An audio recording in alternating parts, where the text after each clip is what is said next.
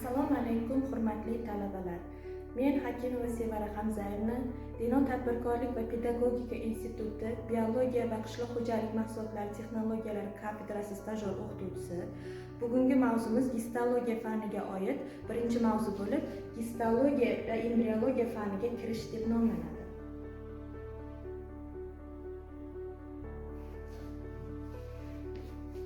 Gistologiya haqida umumiy tushuncha. Gistologiya hayvon va odam organizmidagi to'qimalarni o'rganuvchi morfologik fan. Bu fan to'qimalarning tuzilishi, rivojlanishi, faoliyati va evolyutsiyasini o'rganadi. Umumiy gistologiya to'qimalar tuzilishining umumiy qonuniyatlari va tarixini o'rgansa, xususiy gistologiya organlarning mikroskopik tuzilishini o'rganadi. Gistologiya boshqa fanlar bilan antropologiya, anatomiya, embriologiya va sitologiya bilan uzviy bog'langan fan hisoblanadi. Gistologiyaning yo'nalishlarini ko'rib chiqamiz. Birinchisi gistoximiya. Bu to'qimalarning kimyoviy xossalarini va moddalarning taqsimlanishini o'rganadi. Ikkinchisi gistofiziologiya. To'qimalarning mikroskopik tuzilishi va ularning funksional bog'liqligini tadqiq qiladi. Uchinchisi qiyosiy gistologiya. Hayvon to'qimalarini qiyosiy va evolyutsion jihatdan o'rganadi. To'rtinchisi eksperimental gistologiya. Eksperimentlar orqali to'qimalardagi o'zgarishlarni tahlil qiladi. Beshinchisi tasviriy gistologiya. To'qimalarni tasvirlash usuliga asoslangan. Oltinchisi evolyutsion gistologiya. To'qimalarning filogenez jarayonidagi rivojlanishini o'rganadi. Yettinchisi ekologik gistologiya. Atrof muhit ta'siri va moslashuv jarayonlarini tadqiq qiladi. Vazifalariga keladigan bo'lsak, to'qimalarning strukturasi, funksiyasi va rivojlanish qonuniyatlarini aniqlash bu gistologiyaning asosiy vazifalaridan hisoblanadi. Ikkinchidan, ekologik sharoit va yoshga bog'liq gistologik o'zgarishlarni tadqiq qilish. Uchinchisi, nerv, endokrin va immun tizimlarining hujayralar rivojlanishidagi rolini aniqlash. To'rtinchidan, turli omillar ta'siriga hujayra va to'qimalarning moslashuv jarayonlarini o'rganish. Va beshinchidan, to'qimalarning differentsiyalanishi va regeneratsiya qonuniyatlarini tushunish hisoblanadi. Gistologiyaning amaliy ahamiyati shundan iboratki, u meditsina, biologiya, veterinariya va qishloq xo'jaligi sohalari bilan bog'liq fan. Kasalliklarning gistologik tekshiruvi diagnostika va davolashda yordam beradi. To'qimalarning moslashuv va regeneratsiya qonuniyatlarini o'rganish yangi davolash usullarini yaratishda muhim ahamiyatga ega. Gistologik tadqiqot usullari. Birinchisi, bu mikroskopik tadqiqotlar, qorong'u maydonli mikroskopiya, fazali kontrast mikroskopiya, interferension mikroskopiya, luminessent mikroskopiya va elektron mikroskopiya usullari bu tadqiqot usullarining asosiylari hisoblanadi. Gistoximiyaviy tadqiqotlar. Gistoximiyaviy tadqiqotlar hujayra va to'qimalarning kimyoviy tarkibini, moddalarning taqsimoti va funksiyasini aniqlash uchun ishlatiladi. Ushbu tadqiqotlar hujayralarning molekulyar tarkibini va ularning hayot faoliyatidagi rolini aniqlashda katta ahamiyatga ega.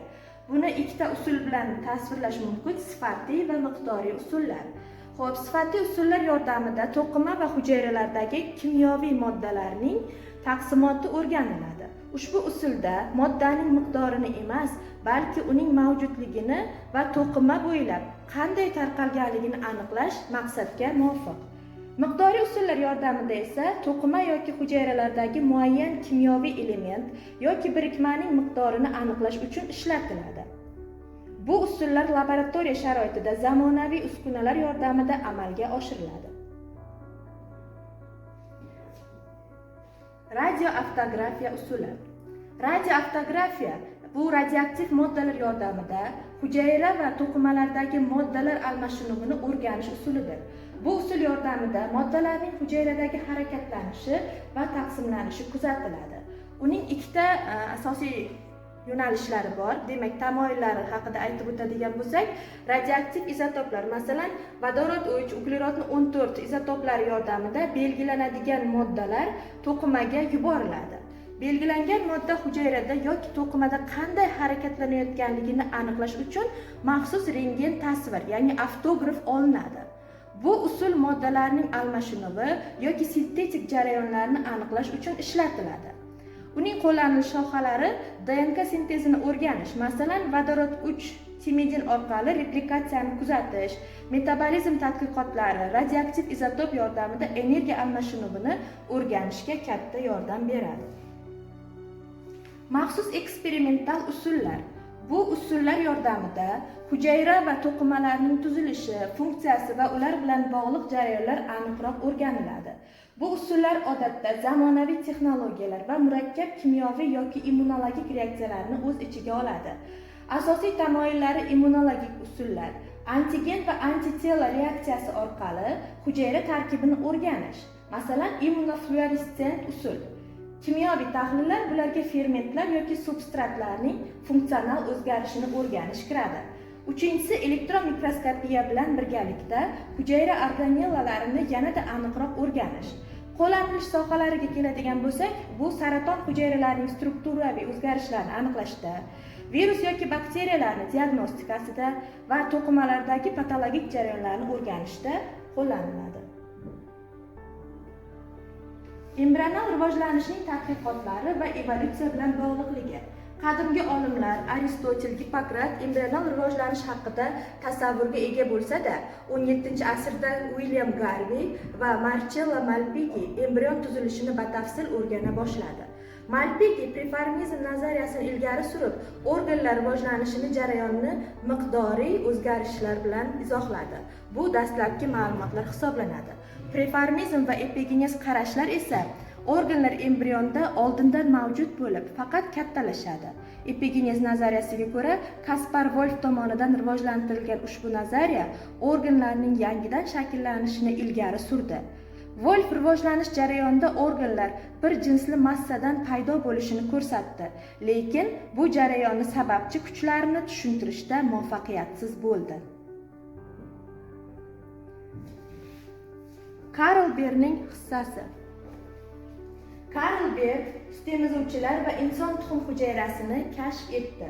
Embrion rivojlanishida organlar strukturasini murakkablashishini tasdiqladi. Hayvon embrionlarining bir-biriga o'xshashligini qayd qilib, evolyutsiya nazariyasiga yo'l ochib berdi. Darwinni evolyutsion rivojlanishda o'z hissasini qo'shgan bilamiz. Demak, Darwin va evolyutsiya embriologiya sohasida Darwin embrionlarning o'xshashligini hayvonlar kelib chiqishining umumiy dalillari sifatida ko'rsatib bergan olim hisoblanadi. Müller va Geckel biogenez qonunini ishlab chiqib, organizm ontogenezda filogenezning qisqacha takrorlanishi degan g'oyani ilgari surdilar.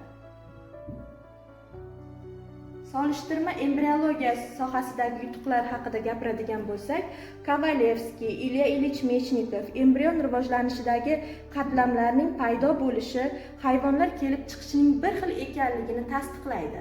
Geckelning biogenez qonuni organlarning evolyutsion kelib chiqishini o'rganishda asosiy tamoyil bo'ldi, biroq keyinchalik cheklovlar aniqlangan. E'tiboringiz uchun rahmat.